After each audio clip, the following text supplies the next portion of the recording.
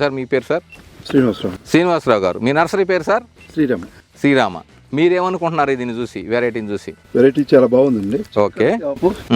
దగ్గర గెలుపుడు. ఓకే, దగ్గర గెనుపులు. కాయ ఎలా ఉందండి? బ్లాకిష్గా ఉంది చూడండి.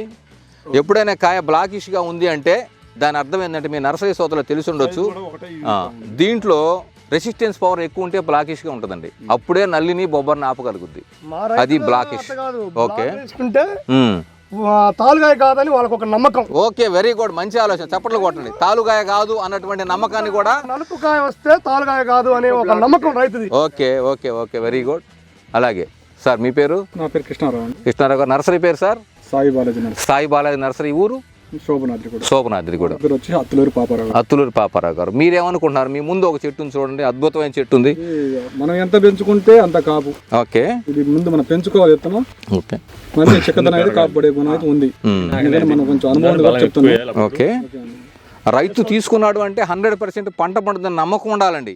అట్లాంటి నమ్మకాన్ని మీరు ఇవ్వగలరు నర్సరీ తరపున?